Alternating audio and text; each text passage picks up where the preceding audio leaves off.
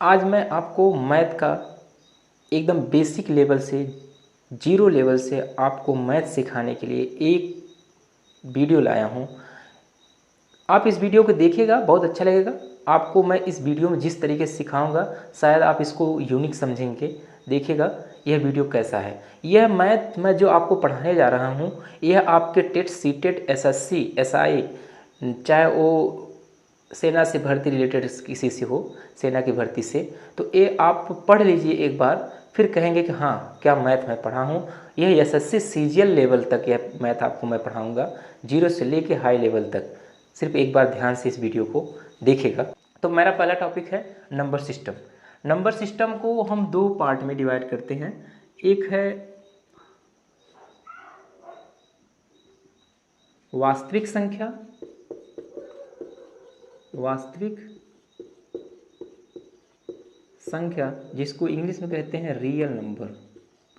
Real number क्या कहते हैं? Real number. एक होता है काल्पनिक संख्या। क्या होता है? काल्पनिक संख्या जिसको इंग्लिश में कहते हैं इमेजिनरी नंबर। Imaginary number. तो संख्या पद्धति को हमने दो पार्ट में बांटा है, एक वास्तविक संख्या, एक काल्पनिक संख्या। वास्तविक संख्या को इंग्लिश में कहते हैं रियल नंबर और काल्पनिक संख्या को इंग्लिश में कहते हैं इमेजिनरी नंबर। वास्तविक संख्या को हम दो पार्ट में डिवाइड करते हैं। एक है आपका परिमेय संख्या। पहला क्या है? परिमेय संख्या। इसको इंग्लिश में कहते हैं रेशनल नंबर। क्या कहते हैं? Rational number. Rational number. और यह है आपका अपरिमेय संख्या। अपरिमेय संख्या।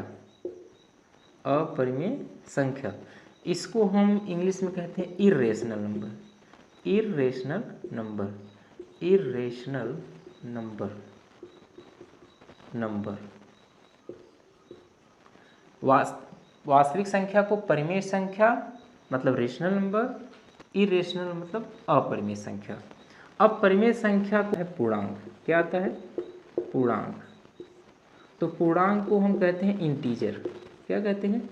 इंटीजर। इसको हम दो पार्ट में डिवाइड करते हैं। एक होता है धनात्मक पूर्णांक। धनात्मक पूर्णांक। एक होता है ऋणात्मक पूर्णांक। धनात्मक पूर्णांक और ऋणात्मक पूर्णांक। इसको हम कहते हैं पॉजिटिव इंटीजर। क्या कहते हैं?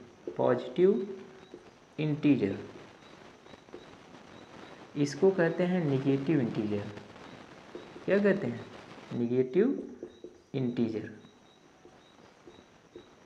मतलब जो पूर्णांक है वह धनात्मक पूर्णांक होता है और ऋणात्मक पूर्णांक। पॉजिटिव इंटीजर और निगेटिव इंटीजर। अब इसके बाद आता है पूर्ण संख्या। क्या आता है? पूर्ण संख्या या संपूर्ण संख्या या पूर्ण संख्या या संपूर्ण संख्या। इसको इंग्लिश में कहते हैं होल नंबर। क्या कहते हैं? Whole number. Whole number. अब पूर्ण संख्या जो संपूर्ण संख्या है इसी के अंतर्गत आता है प्राकृतिक संख्या। क्या आता है? प्राकृतिक संख्या।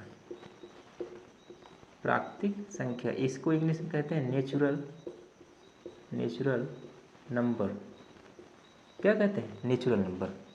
तो पूर्ण संख्या या संपूर्ण संख्या के होल नंबर कहते हैं, इसको कहते हैं प्राकृतिक संख्या। ये तो हो गया आपका चार्ट के माध्यम से। मैं इस ग्राफ को इतने अच्छे से एक्सप्लेन किया हूँ, इस ग्राफ को आप समझेंगे तो लगेगा हाँ क्या ग्राफ बनाया गया है और इसमें क्या मेथड है समझाने का। आप देखिएगा इस मेथड को अप्लाई करके। संख्या पद्धति को दो पार्ट में बांटे हैं, वास्तविक संख्या, काल्पनिक संख्या। वास्तविक संख्या परिमेय संख्या और अपरिमेय संख्या होती है। परिमेय संख्या को पूर्णांक कहते हैं। ठीक, जो पूर्णांक होता है वह धनात्मक होता है, ऋणात्मक होता है। पूर्णांक ही पूर्ण संख्या होती है। पूर्णांक में पूर्ण संख्याएं आती है, संपूर्ण संख्या आती हैं, इसको कह सकते हैं होल नंबर। और होल नंबर का पार्ट है प्राकृतिक संख्या, इसे कहते हैं नेचुरल नंबर। मतलब हाई से यह चला आ रहा है लो, अब लो से ऐसे हम पढ़ेंगे हाई। फिगर में बनाया हूँ हाई से लो की ओर, अब लो से हम हाई की ओर पढ़ेंगे एक एक करके। इसके पहले हम ग्राफ के बारे में पढ़े थे, नंबर सिस्टम का ग्राफ कैसे हम ओरिजिन किए थे। अब ग्राफ के एक एक पार्ट को हम पढ़ते हैं। लास्ट में हमें मिला था नेचुरल नंबर, मतलब प्राकृतिक संख्या। तो प्राकृतिक संख्या हम किसे कहते हैं? प्राकृतिक संख्या।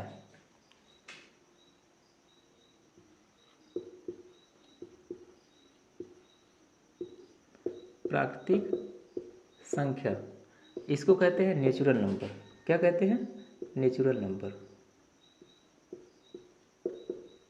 नेचुरल नंबर,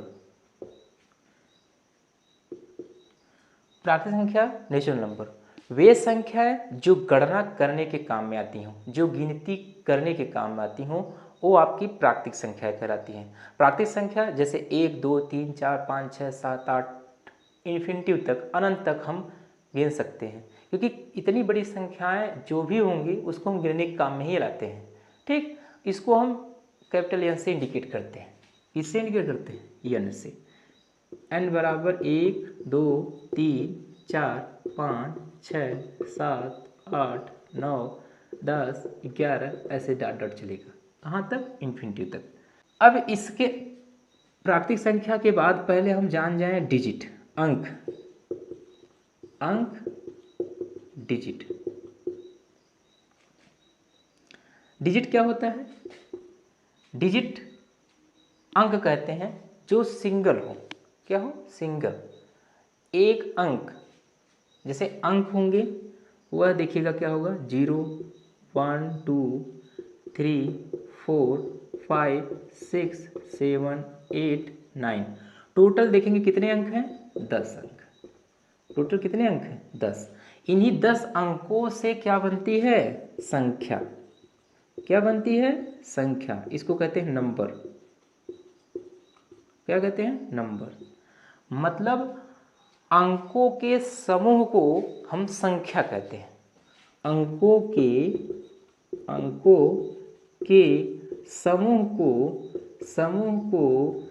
संख्या कहते हैं। अंकों के समूह को क्या कहते हैं? संख्या। तो अंकों के समूह को संख्या कहते हैं।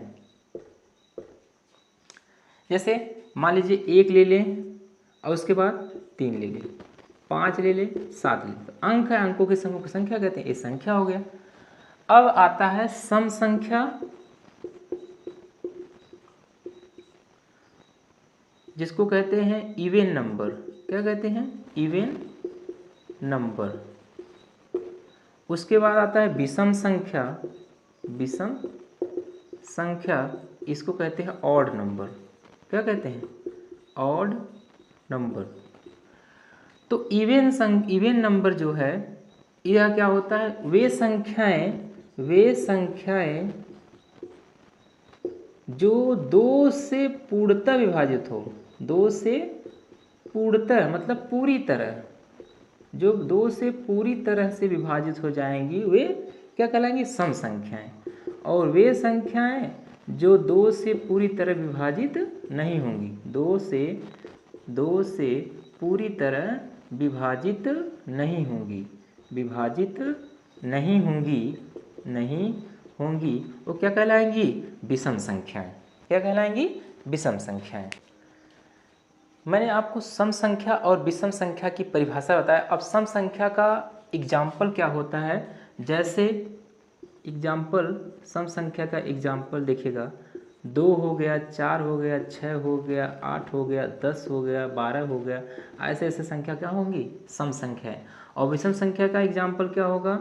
जैसे 1 हो गया, 3 हो गया, 5 हो गया, 7 हो गया, 9 हो गया, 11 हो गया, 13 हो गया, 15 हो गया, 17 हो गया, ऐसे ऐसे संख्याएं चलेंगी आपकी विषम संख्याएं। सम संख्या और विषम संख्या, देखिए एक आपको मैं एक बात बता रहा हूँ, विषम संख्या और सम संख्या। देखिए जब हम 2 सम संख्याओं को जोड़ेंगे, मतलब सम संख्या और सम संख्या जोड़ेंगे तो हमें सम मिलेगा। क्या मिलेगा? सम। और एक सम और एक विषम जोड़ेंगे तो क्या मिलेगा हमें? विषम। क्या मिलेगा? विषम। और एक और दोनों विषम अगर हम जोड़ें दोनों विषम जोड़ें, दोनों संख्याएं आपकी विषम हो तो वह मिल जाएगा सम। क्या मैंने बताया है, जैसे एग्जाम्पल में देखिएगा इसका सम संख्या क्या होती है 2 4 6 8। तो मान लीजिए 4 जोड़ लें प्लस 8 जोड़ लें तो 4 8 4 12 सम संख्या है कि नहीं 12। ऐसे सम और विषम अगर हम सम जोड़ लें, सम मान लीजिए कोई मान लीजिए 6 है और विषम जोड़ लीजिए मान लीजिए क्या है 5 है, तो 6 5 क्या होगा 11, विषम संख्या आई ना। ऐसे हम विषम को और विषम में जोड़ें, जैसे 5 जोड़ लें और 7 जोड़ लें, देखिए सम आएगा। जैसे हम 3 जोड़ लें 5 जोड़ लें तो 8 आएगा, तो सम संख्या है ना। इसी तरीके से हम जैसे यहाँ पे 5 जोड़ लें, सॉरी सम क्या होगी, मान लीजिए हम सम 10 जोड़ लें प्लस आप 7 जोड़ लीजिए तो 17 क्या है विषम संख्या। इसी प्रकार इसका भी हम एक एग्जांपल और बढ़ाते हैं, जैसे 6 जोड़ लें तो क्या हो जाएगा 12, सम संख्या है। तो इस तरीके से इस भी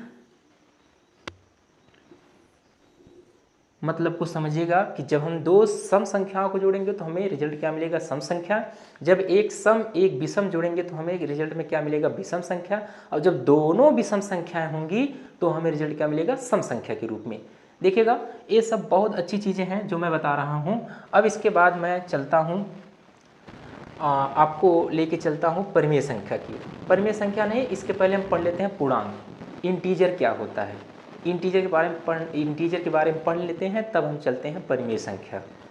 तो आता है पूर्णांक, क्या आता है पूर्णांक, इसको इंग्लिश में कहते हैं इंटीजर।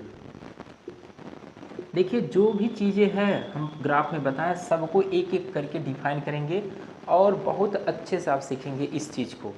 देखिएगा पूर्णांक किसे कहते हैं, मतलब वे संख्याएं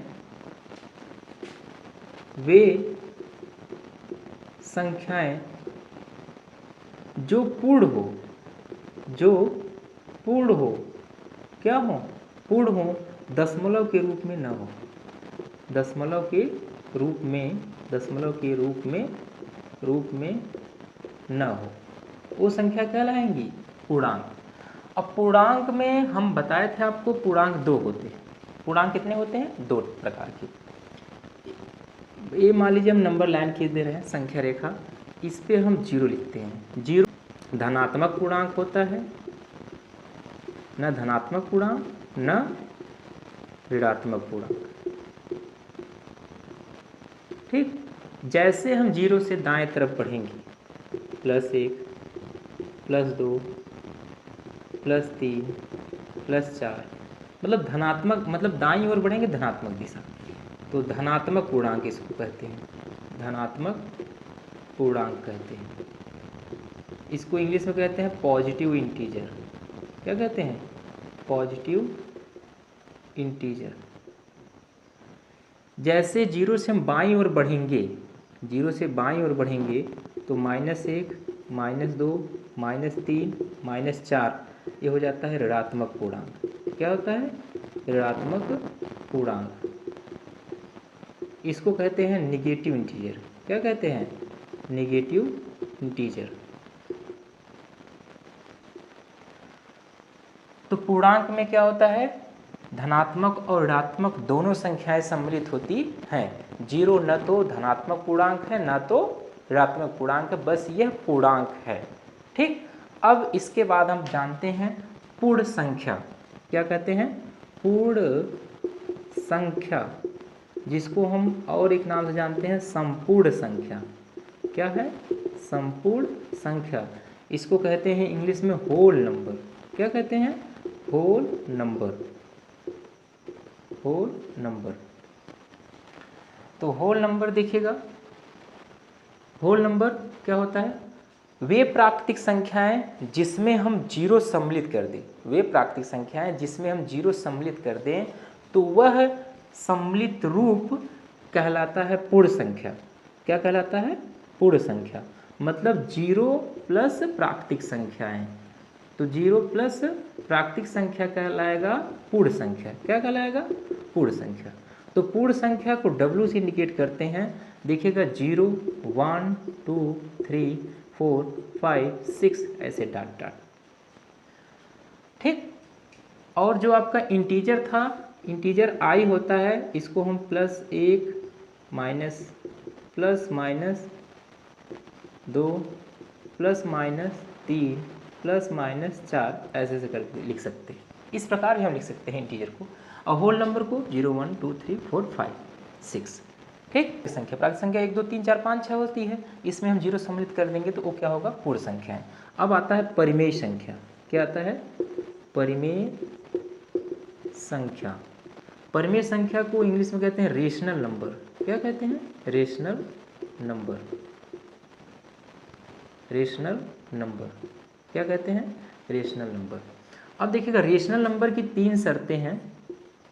पहला तो वह संख्या किस फॉर्म में होनी चाहिए, p/q के रूप में होनी चाहिए, मतलब p/q के रूप में होगी तो वह परिमेय संख्या होगी।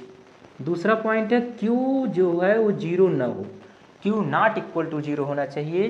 तीसरा कंडीशन यह है कि जो p और q है, p और q है वह पूर्णांक होना चाहिए। क्या होना चाहिए, पूर्णांक। पूर्णांक में क्या आता है, जैसे पूर्णांक में प्लस माइनस के रूप में हो, प्लस के रूप में हो, वे संख्याएं दोनों, और 0 नहीं होना चाहिए। जैसे एग्जाम्पल में देखिएगा 3/4, तो p/q के रूप में ये p हो गया और ये क्या हो गया, q, तो p/q के रूप में बन गया। ठीक। और q आपका 0 भी नहीं है ना, और pq दोनों पूर्णांक है, 3 4 दोनों पूर्णांक है, तो p/q के रूप में बन गया 3/4, तो यह परिमेय संख्या होगी। जैसे 5/-5/7, ये भी देखिए p हो जाएगा, एक q हो जाएगा, p/q के रूप में बन जाएंगे। ठीक। और माइनस पूर्णांक है, ये धनात्मक पूर्णांक है, तो पूर्णांक है चाहे माइनस हो चाहे प्लस, इससे कोई फर्क नहीं पड़ने वाला है, बस वो पूर्णांक होना चाहिए, p और q पूर्णांक होना चाहिए। और q का जो मान है वह 0 कभी नहीं होना चाहिए। अगर q का मान 0 हो जाता है तो वो परिमेय संख्या नहीं कहलाएगी, इसलिए हम q के मान को 0 नहीं करते हैं। ठीक। तो यह आपका क्या हो जाएगा, परिमेय संख्या। मतलब परिमेय संख्या की परिभाषा यहाँ से क्या मिल गई है कि वे संख्याएं जिनको हम p/q के रूप में लिख सकते हैं और q नॉट इक्वल टू 0 हो, और ये जो p q दोनों हैं ये पूर्णांक हों, वो आपकी परिमेय संख्या कहलाएंगी। क्या कहलाएंगी, परिमेय संख्याएं। ठीक।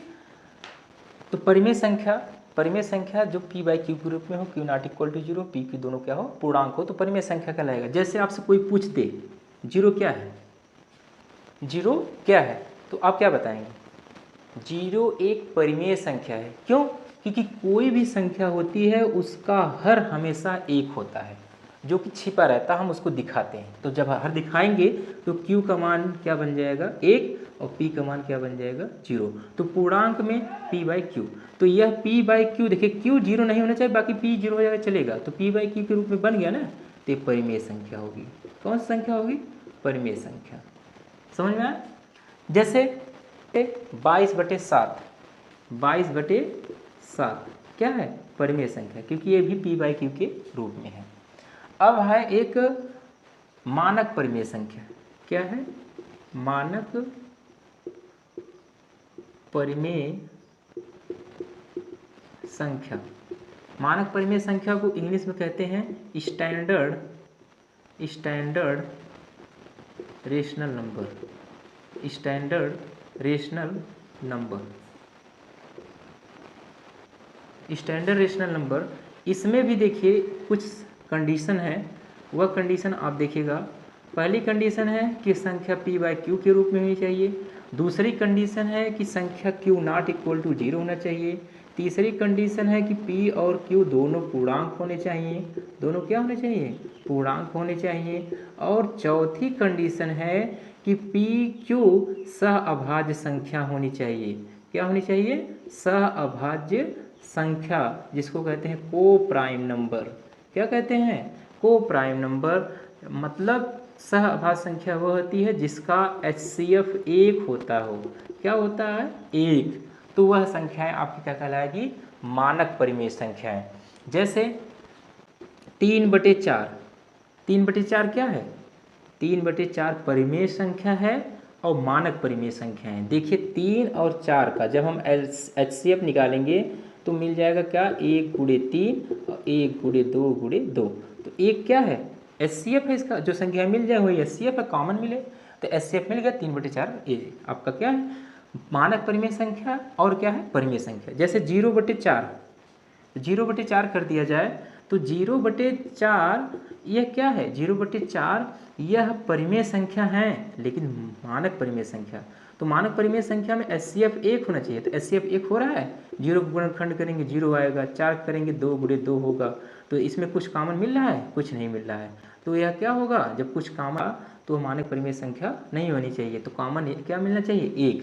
तो यहाँ से हम कह सकते हैं कि मानक परिमेय संख्याएं हो सकती हैं, लेकिन परिमेय संख्याएं मानक परिमेय संख्या नहीं हो सकती। सभी मानक परिमेय संख्याएं हो सकती हैं, लेकिन सभी परिमेय संख्याएं मानक परिमेय संख्या नहीं हो सकती हैं। मैं एग्जांपल में आपको बताया 0/4, 0 का गुणनखंड करेंगे, फैक्टर करेंगे तो 0 आएगा, और 4 करेंगे तो 1 × 2 × 2 मतलब 1 × 2 × 2, तो 0 और 4 में कुछ कॉमन दिखा, कुछ नहीं कॉमन दिया, तो HCF कुछ नहीं होगा, तो ये मानक परिमेय संख्या नहीं होगी, बल्कि क्या होगी, परिमेय संख्या। ठीक, इसके आगे मैं नेक्स्ट वीडियो में लेके आऊँगा। देखिए इस क्लास को आप अच्छे से समझिएगा और थोड़ा सा प्रैक्टिस करते रहिएगा, आपको मैथ बहुत आसानी से मैं सिखाने वाला हूँ। अब नेक्स्ट वीडियो में लेके आऊँगा। ठीक, थैंक यू।